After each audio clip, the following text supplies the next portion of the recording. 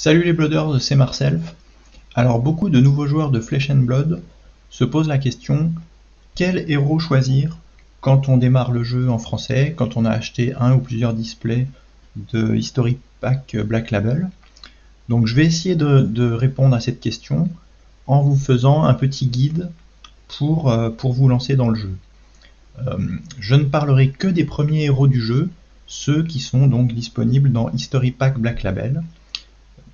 History Pack 1. Il faut savoir qu'il y aura un History Pack 2 qui va sortir, on ne sait pas encore quand, et qui couvrira le deuxième bloc du jeu, donc les sets Monarch, Tales of Aria et Everfest. Donc je vous parlerai des héros suivants comme Chain, Boltin, Briar ou Oldhim quand History Pack 2 sortira. Donc première chose, dans les displays History Pack Black Label, vous avez accès à 8 héros de rareté commune qui sont disponibles en version jeune pour le format Blitz et en version adulte pour le format Classic Constructed que je vais appeler CC à partir de maintenant. Et donc vous avez accès à ces 8 héros qui représentent les 8 premières classes du jeu, les 4 classes de WTR, les 4 classes d'Arcane, et vous avez aussi à 5 héros, vous avez accès aussi à 5 héros de rareté rare qui ne sont disponibles qu'en version jeune, donc qui sont jouables seulement en Blitz, et qui sont issus du set Crucible of War. Donc pour démarrer le jeu, vous allez ouvrir dans vos displays de Black Label, vous allez ouvrir tous ces héros. Il y a aussi Ira qui est disponible en rareté commune et qui est une ninja jeune, donc jouable que en Blitz, dont je reparlerai quand je parlerai de Katsu. Mais donc vous allez ouvrir ces héros, et donc je vous conseille pour démarrer le jeu de choisir un des 8 héros qui sont ici, qui sont jouables en Blitz ou en CC, donc à la fois jeunes et adultes. Donc je vous conseille de choisir un de ces 8 premiers héros pour plusieurs raisons. D'abord, ces héros vous donnent un bon aperçu du gameplay de leur classe. Ce sont les héros originaux du jeu, et les cartes que vous allez ouvrir dans History Pack 1, elles sont conçues pour être jouées avec ces héros. Les 5 autres héros donc de rareté rare, ce sont des héros plutôt secondaires. Ils sont là pour tenter de nouvelles stratégies un peu fun, qui se distinguent un peu des premiers héros. Par exemple, vous avez Datadol qui a 3 en intelligence, donc qui a des mains que de 3 cartes, ou vous avez un héros comme Kavdaen qui est un héros de la classe marchand, et donc il a accès seulement à des cartes génériques. La classe marchand n'a pas encore de pool spécifique de cartes marchand dans le jeu. Du coup, ces héros un peu fun, c'est pas forcément l'idéal pour démarrer le jeu. Vous pourrez les essayer déjà quand vous aurez pas mal avancé dans le jeu et que vous voudrez tester des trucs un peu plus fun, quoi. Et puis donc les stratégies, justement les stratégies de ces héros, elles sont développées un peu plus tard dans le jeu. C'est-à-dire qu'en fait vous avez des cartes de spécialisation. Alors pour 4 de ces héros, pas pour Kavdaen, mais pour 4 de ces héros, vous avez des cartes de spécialisation dans Everfest, donc qui est un set qui sortira dans History Pack 2, je pense. Et donc forcément, si vous jouez qu'avec les cartes d'History Pack 1, donc les cartes en français, vous n'allez pas avoir accès à ces cartes, et donc ces héros-là ne sont pas encore tout à fait au niveau du reste, quoi. Même en Blitz. Donc pour vous lancer dans le jeu, je vous recommande de choisir un des 8 héros originaux du jeu qui correspond à une des 8 premières classes proposées par le jeu. Vous pouvez en tester. Donc l'idée c'est, comme c'est un jeu qui est plutôt centré sur le héros, vous allez pouvoir en choisir un parce que vous aimez son illustration, sa capacité, son gameplay, son histoire dans le jeu si vous êtes sensible à ça. Et je pense que pour démarrer, c'est important de choisir un héros qui vous plaît. Comme le jeu est centré sur votre héros, c'est le personnage que vous allez incarner dans le jeu, et c'est le personnage auquel vous allez vous identifier. C'est aussi dans votre communauté, on va vous identifier aussi à ce personnage. Dans les communautés qui se mettent en place dans le jeu, c'est vrai qu'on a vite fait d'avoir son son héros un peu fétiche, et on va être identifié avec ce héros. Donc c'est important de choisir un héros qui nous plaît. Et une fois qu'on a choisi un héros qui nous plaît, c'est important de tester son gameplay en blitz, dans le format le plus rapide, quand on démarre, pour voir si le gameplay du personnage qui vous plaît, vous plaît aussi dans la façon dont le gameplay fonctionne dans le jeu. Une des forces du jeu, c'est d'avoir des gameplays qui sont thématiques par rapport aux classes et aux héros du jeu. Donc moi personnellement, je trouve qu'il n'y a rien de mieux dans les jeux que quand il y a une bonne synergie entre le thème, donc ici c'est votre héros, l'idée que vous faites de votre héros, et le gameplay, c'est-à-dire les mécaniques de votre héros et de votre deck. Donc je vous donne un exemple. Vous prenez par exemple Azalea, et son arc, contrairement aux armes des autres héros, son arc lui permet pas d'attaquer directement. Son arc lui permet de charger une flèche dans son arsenal, et elle peut tirer une flèche seulement de cette façon. Donc quand vous jouez Ranger, vous avez vraiment l'impression de charger votre arc avec votre flèche et de vous préparer à tirer. C'est vraiment une grande qualité du jeu, je trouve, que d'avoir réussi à concevoir des gameplays, des mécaniques qui correspondent au thème du jeu. Donc je vais vous dire un mot du gameplay de chacun de ces 8 héros pour vous aider à en choisir un. Donc on démarre avec Reinhardt. Reinhardt, donc c'est la brute. Le gameplay de la brute, c'est d'empêcher votre adversaire de bien défendre avec la mécanique Intimidate, ou intimider en français. Donc concrètement, quand vous intimidez, vous allez virer une carte au hasard de la main de votre adversaire. Il ne pourra pas se défendre avec cette carte. Mais attention, c'est pas du card advantage. Votre adversaire récupère cette carte à la fin de votre tour, et donc il pourra l'utiliser pendant son tour au moment de vous attaquer. La beauté d'Intimidate, c'est quand vous arrivez à en cumuler 3 ou 4 dans le même tour, votre adversaire ne peut pas se défendre et va devoir encaisser avec ses points de vie tout votre tour. Ça ouvre la voie à des builds un peu combo pour Reinhardt, où vous allez essayer de regrouper vos Intimidate, puis de faire un tour qui tue votre adversaire en un tour, quoi. Pour avoir Intimidate, Reinhardt joue sur le fait de défausser des cartes d'attaque qui tapent à 6 ou plus, donc il va jouer beaucoup de ces cartes-là, et vous avez souvent des effets de cartes brutes qui vous demandent de défausser au hasard une carte de votre main, et donc si c'est une carte qui tape à 6 ou plus, si c'est une carte d'attaque qui tape à 6 ou plus, vous allez déclencher un Intimidate. Donc Reinhardt il joue beaucoup sur ces grosses attaques 6 ou plus, et il y a un petit côté aléatoire dans le fait de se défausser au hasard d'une carte qui représente son côté imprévisible.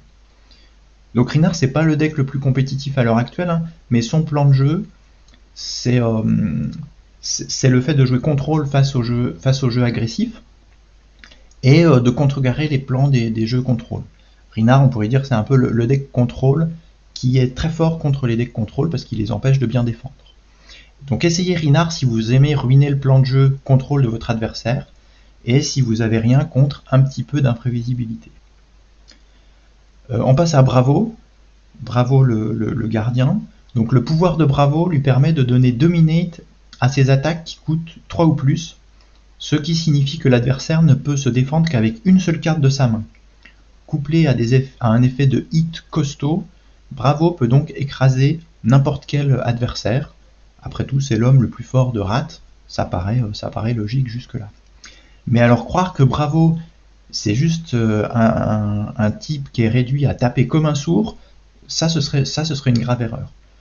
Le coût des grosses cartes jouées par Bravo, Bravo il joue des cartes très très très chères, et donc il est obligé de jouer beaucoup de cartes qui pitchent à 3, ce qui a tendance à rendre instable son plan de jeu agressif. En effet, si vous vous retrouvez avec une main de 4 cartes bleues, forcément vous avez plein de ressources, mais vous n'avez plus d'attaque efficace à laquelle vous allez avoir envie de mettre Dominate. Donc ce qui fait que Bravo c'est pas vraiment un héros agressif, c'est pas vraiment un jeu aggro, c'est beaucoup plus mid-range ou contrôle. Vous allez faire durer la partie en défendant du mieux possible les menaces adverses, et vous allez attendre le moment où vous allez repiocher les 3 bleus et l'attaque dévastatrice que vous aviez pitché en début de partie pour reprendre les choses en main. Donc Bravo c'est vraiment un des héros dont le gameplay offre le plus de possibilités et de profondeur dans les decks mid-range. Donc il est possible d'aller de l'aggro, même si on a vu que c'était pas forcément l'idéal pour Bravo, jusqu'au jeu le plus contrôle, où vous allez passer toute la partie à défendre et vous allez juste garder une bleue pendant votre tour pour mettre un coup d'Anotos à 4. Donc jouez Bravo si vous aimez le jeu contrôle. Jouez le jeu contrôle qui est aussi capable de punir l'adversaire si votre adversaire n'est pas assez agressif ou s'il essaie d'installer sa combo. Ensuite, Katsu le ninja. Katsu, c'est un héros très polyvalent qui peut être joué alors en plusieurs versions. Il peut être joué aggro, mid-range ou contrôle. Sa capacité lui permet d'aller chercher une carte avec le mot-clé combo dans votre deck quand une de vos cartes d'attaque touche. Donc c'est surtout la version aggro qui va profiter de cette capacité, qui va essayer de garder ses cartes en main et de jouer les différentes lignes de combo. Les lignes de combo de Katsu, c'est un peu comme des combos dans un jeu vidéo de combat. Donc vous allez essayer d'enchaîner dans le bon sens vos cartes d'attaque, puis ça va vous donner des bonus, le fait qu'elles aient la mécanique combo. Les versions mid-range control, elles vont moins se focaliser sur les lignes de combo, hein, elles vont déjà penser à bien défendre. Et donc les ninjas vont pouvoir profiter d'une très bonne réaction de défense qui s'appelle Flic-Flac, qui a une synergie avec les cartes qui ont le mot-clé combo, et donc qui est très efficace contre les decks wide, c'est-à-dire les decks qui enchaînent plein d'attaques. Donc si vous avez bien suivi ce que je raconte, vous allez me dire que Katsu aggro est un deck wide, et vous avez complètement raison. Et donc le pire ennemi de Katsu aggro, c'est la version mid-range ou contrôle de Katsu. C'est toute la force de Katsu. On sait pas trop quand on affronte Katsu, on sait pas en CC, on sait pas du tout sur quoi on va tomber. Vous savez qu'en CC, on fait son side une fois le héros adverse révélé et une fois qu'on a déterminé le toss. Et donc on peut très bien se rater, on peut très bien penser affronter un Katsu aggro alors qu'en fait l'adversaire joue Katsu contrôle, et ça peut être tout à fait déterminant pour l'issue d'une partie de CC. Donc en Blitz, donc ça c'est plus pour le CC, en Blitz si vous êtes attiré par Ninja et que vous voulez jouer aggro, je vous conseille de jouer Katsu aggro. C'est plutôt sympa, c'est plutôt très sympa comme deck wide aggro à jouer. Si vous voulez jouer plus mid-range ou contrôle, l'autre possibilité que vous avez en Blitz, c'est de jouer Ira. Ira, elle est sans doute un petit peu meilleure que Katsu dans les archétypes mid-range ou contrôle parce qu'elle a son plus 1, inconditionnel à sa deuxième attaque chaque tour. Et c'est très fort hein, d'avoir plus 1, et du coup si vous jouez des archétypes un peu moins aggro, Ira elle sera toujours devant Katsu je pense, parce que le plus 1 inconditionnel à chaque tour sur la deuxième attaque, au bout d'un moment ça fait quand même, quand la partie dure un peu, ça fait beaucoup de value. Ensuite le quatrième héros c'est Dorinthea, donc Dorinthea la guerrière. Dorinthea elle mise beaucoup sur ses attaques d'armes, c'est le principe de la classe donc guerrier, hein, d'attaquer beaucoup avec son arme en jouant pas ou peu de cartes d'attaque. La mécanique de Dawnblade, donc c'est l'arme de Dorinthea, lui permet de devenir de plus en plus forte au fil de la partie si elle parvient souvent à toucher avec. En fait, il est possible de mettre des marqueurs plus 1 sur l'arme de Dorinthea Dawnblade. En plus de ça, le gameplay de Dori consiste à surprendre votre adversaire pendant la phase de réaction en jouant des réactions d'attaque, dont certaines avec le mot-clé reprise. Donc les effets reprises seront activés si votre adversaire a défendu avec une ou plusieurs cartes de sa main. C'est un peu le dilemme quand on est face à un guerrier, soit on défend pas et on prend cher, soit on défend de sa main et on prend encore plus cher parce qu'on active les effets reprises. Mais alors beaucoup de joueurs maintenant savent bien défendre contre Dorinthea et ses effets reprises, donc le deck est moins fort en CC qu'au tout début du jeu, mais en Blitz ça reste une valeur sûre, parce qu'en Blitz il y a une faible profondeur hein, du format, il y a beaucoup moins de PV et de points de vie, donc du coup ça favorise beaucoup le jeu de Dorinthea, qui va tout de suite mettre l'adversaire dans une zone très inconfortable, où il sera obligé de défendre, et Dorinthea pourra compter sur ses effets reprises. Donc Dori c'est plutôt au départ un deck axé aggro, mais il faut savoir que les cartes et équipements guerriers défendent très très bien, donc ça permet aussi de pouvoir jouer mid-range, hein, de pouvoir bien défendre, et ensuite au moment où on a une bonne main, à ce moment-là on passe en aggro. Donc essayez Dori si vous voulez un deck efficace, assez facile d'accès, tout en étant très gratifiant à jouer, très sympa à jouer. Ensuite Dash, donc Dash c'est c'est la mécano. Donc ça propose une mécanique steampunk qui est plutôt sympa dans un jeu d'Heroic Fantasy. Et ça propose, au niveau de son gameplay, ça propose un gameplay hybride. Soit vous foncez tout droit avec des cartes d'attaque qui ont le mot-clé boost, soit vous posez des objets qui vous permettent de vous installer dans la partie pour prendre petit à petit le dessus sur votre adversaire. Donc en Blitz, seul l'archétype aggro boost est réellement jouable. Le principe, c'est de bannir des cartes de votre deck, de votre top deck, pour donner go again à vos cartes d'attaque. Et donc vous allez sacrifier votre fin de partie, puisque vous n'aurez plus de cartes dans votre deck si la partie doit durer. Donc votre héros sera fatigué. Vous allez sacrifier votre fin de partie pour pouvoir jouer très wide en début de partie et mettre la pression sur votre adversaire. En CC, la force de dash, c'est de pouvoir jouer donc hybride en s'adaptant au héros adverse. Donc soit en étant agressif avec la mécanique boost, soit au contraire à jouer contrôle et à se mettre en place avec des objets pour améliorer son pistol et à fatiguer l'adversaire à coups de pistol. C'est l'archétype dit piou-piou selon le terme consacré. Donc dash, ça demande un très bon niveau de jeu, ça demande un très bon niveau de connaissance de la méta, parce que il va falloir savoir contre qui vous jouez. Donc soit vous connaissez bien la méta, soit vous connaissez bien vos adversaires. Mais le fait d'être hybride, soit vous êtes aggro, soit vous êtes contrôle, c'est bien parce que vous pouvez vous adapter. Mais il faut savoir que c'est pas le deck le plus agressif, ni le meilleur deck contrôle. Donc c'est un deck qui peut tout faire, qui peut s'adapter, mais qui est jamais le meilleur dans chacun des mondes, quoi. Et en Blitz, donc le deck Boost, c'est un deck qui est très fun à prendre en main et à jouer. Et puis c'est un deck très performant, donc ça peut être un très bon choix pour démarrer le jeu. Ensuite, Azalea, donc la classe Ranger. Le gameplay du Ranger, c'est, alors à mon avis, c'est un des gameplays les plus thématiques du jeu. On charge son arsenal avec une flèche, on scrute le champ de bataille avec des effets opt, on booste l'attaque de ses flèches en jouant des non-attaques. Au départ, c'est plutôt un archétype aggro-tall.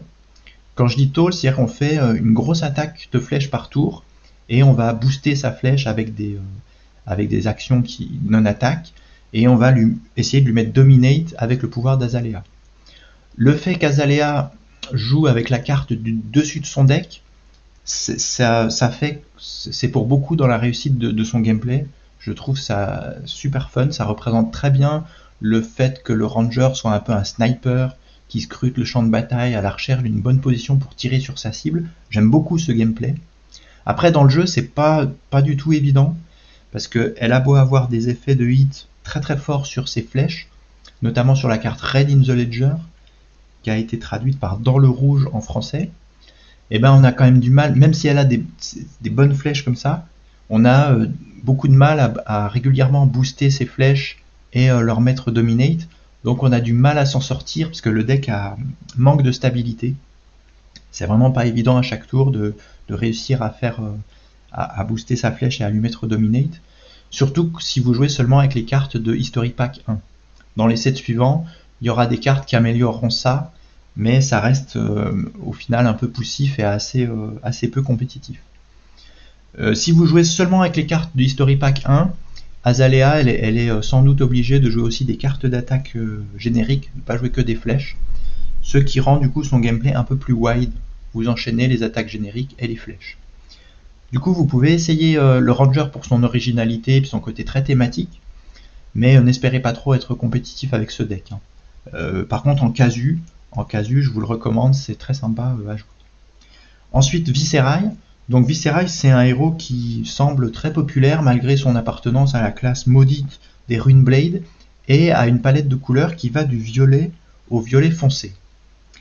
Alors vous avez compris que j'aimais pas trop les Runeblade, et donc trêve de plaisanterie. La première chose, c'est que en Blitz, Viserai a atteint le Living Legend. C'est le système de rotation de Flesh and Blood, c'est-à-dire que dans un format donné, quand un héros gagne un certain nombre de tournois, il prend sa retraite et il est plus jouable dans les tournois officiels. C'est donc ce qui est arrivé à Viserai en Blitz. Donc à partir de là, vous pouvez plus le jouer en Blitz dans le format Blitz normal. Vous avez deux possibilités, soit vous le jouez en CC, et en CC c'est un deck aggro wide très costaud, très compétitif, mais pour cela c'est mieux de le jouer avec tout le pool de cartes du jeu, Il y a eu notamment de très très bonnes cartes Runeblade dans Tales of Aria et dans Everfest. Soit vous jouez Viserai au format Blitz Old School. Donc Old School, c'est seulement avec les cartes de History Pack 1. Et ça se fait pas mal, moi c'est ce que je vous conseille, hein, c'est de jouer la version jeune de Viserai au format History Pack 1. Ça se fait pas mal actuellement dans les boutiques qui ont lancé le jeu en français. Et donc si vous faites cela, vous avez accès au premier deck OTK du jeu, OTK pour One Turn Kill. En fait c'est Viserai avec ses jetons Runechant, il a accès à une combo qui va essayer de tuer votre adversaire en un tour. C'est le premier deck du jeu qui fait ça. Et donc je vous donne, de toute façon je vous donne les listes hein, pour les 8 héros en Blitz au format HP1. Je vous donne les listes dans la description de la vidéo. Mais du coup Viserai il a accès à cet archétype OTK qui peut être très, très sympa à jouer. Et enfin Kano. Donc Kano, c'est un peu particulier parce que c'est un des héros qui est les moins faciles à prendre en main. Je vous le déconseille pour vous familiariser avec le jeu, hein, c'est pas du tout l'idéal pour découvrir le jeu, parce que son gameplay, il remet en cause des principes de base du jeu. Hein. C'est-à-dire que Kano, il va jamais vous attaquer, il va vous balancer de la magie qui est représentée par des dégâts d'arcane, et du coup vous n'allez jamais vous défendre. Et la seule chose que vous pouvez faire pour prévenir ces dégâts d'arcane, c'est de vous équiper d'équipements qui permettent qui s'appellent des équipements arcane barrier, et qui permettent de pitcher pour prévenir les dégâts que vous envoie Kano. Mais du coup, voilà, comme il n'y a pas de combat chain hein, dans Kano, puisqu'il vous attaque jamais, donc vous n'allez jamais vous défendre. C'est pas du tout l'idéal pour apprendre les bases du jeu. Et la deuxième chose qui fait que Kano remet en cause comme ça les principes de base du jeu, c'est qu'il est capable de jouer en instant, il est capable de jouer pendant le tour adverse. Et croyez-moi, il va pas s'en priver, hein, parce que son gameplay, ça consiste principalement à essayer de trouver une combo pour tuer l'adversaire, donc en lui mettant beaucoup de dégâts d'arcane, avant de résoudre l'attaque physique qui allait tuer Kano. C'est un peu c'est un deck aggro combo qui joue beaucoup sur le fait de pouvoir jouer pendant le tour adverse. Donc c'est super thématique, hein, la magie, le fait que Kano ait moins de points de vie que l'adversaire. En CC il a 30 points de vie, en Blitz 15, ça compense justement cet avantage de pouvoir jouer pendant le tour adverse. Et après il y a aussi le fait que Kano joue avec avec sa capacité, il joue avec son top deck pour essayer de trouver ses combos pour mettre beaucoup d'arcane. Donc perso, moi je trouve ça génial comme gameplay, hein. C'est ma classe préférée, c'est mon héros préféré à titre perso. J'ai jamais vu un gameplay aussi original, aussi thématique, aussi profond dans un jeu de cartes. Et donc, mais clairement c'est pas du tout pour les débutants. Donc faites-vous la main sur les autres héros et ensuite vous pourrez tester le petit bijou qui est le gameplay de Kano. Faut savoir que Kano est quand même très compétitif en Blitz. La faible profondeur du format en PV l'aide beaucoup. Par contre en CC c'est quand même assez compliqué, hein, surtout quand vous jouez sur tout un tournoi. D'enchaîner les rondes avec Kano, c'est pas du tout évident. Et par contre en CC, il peut surprendre les decks qui ont pas sidé suffisamment d'équipements Arcane Barrier. Donc voilà, j'ai terminé mes petites bafouilles sur chacun des 8 héros. J'espère que tout ça, ça vous aide à choisir votre héros. Une fois que vous aurez validé le choix de votre héros et que vous aurez vérifié donc que son gameplay vous convient, vous pourrez alors commencer à construire petit à petit votre deck avec les cartes que vous aurez récupérées. À ce stade, vous pourrez trouver d'autres vidéos ciblées sur un héros particulier sur ma chaîne ou sur d'autres chaînes francophones comme l'œil d'Ophidia pour continuer à vous guider dans le jeu. Merci d'avoir regardé la vidéo, bonne partie à toutes et tous et à la prochaine, ciao.